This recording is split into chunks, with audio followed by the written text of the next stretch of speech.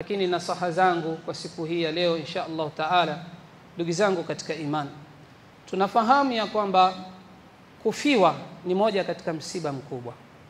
Hakuna awezaye kusema ni jasiri na asibabaike katika kufiwa.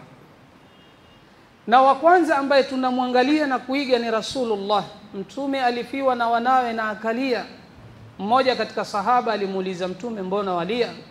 Mtume akamwambia, kwani sisi hatuna huzuni katika nyoyo zetu? Msiba wa kifo ni msiba mkubwa sana. Na ukitaka kujua msiba wa kifo ni mkubwa sana, angalia pale unapofiwa na kipenzi chako.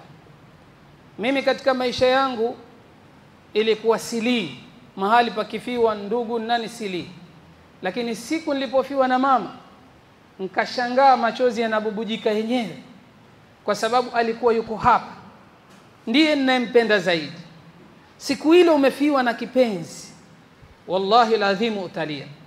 Lakini pamoja na kwamba kifo ni msiba mkubwa, tunawanasihi Waislamu na wasokuwa Waislamu ya kwamba kwa tukio ambalo limetokea katika nchi yetu ya Kenya, msiba wa mmoja katika wakuu wa upinzani wa serikali ya Kenya almaarufu Baba, isije ikamfanya mtu akavuka mipaka katika kusikitika kwake. Mpaka sasa hawa bloggers wa kawaida wamepokea kuna baadhi ya watu wamefariki, sababu ni matukio yale ya kufa yule. Tayari ashatangulia mbele za Mungu, yeye ana laki alilolifanya na atahukumiwa na laki. Lakini isikufanye ukababaika mpaka ukamwasi Allah tabaraka wa taala.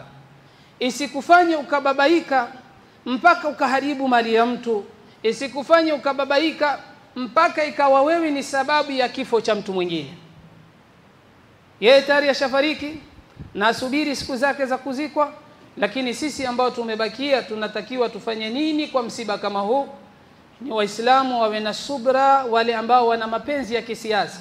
Manake 90% ya Waislamu wana mapenzi ya kisiasa, demokrasia, wala sio siasa tu sharia.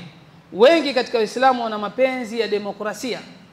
Lakini tunawaambia pamoja na hayo yote, msifanye kitu chochote ambacho kitakuwa kitaleta matatizo katika nchi yetu. Allah tujalie kwa haya, minalladhina yastami'una alqawla fattabi'una ahsana.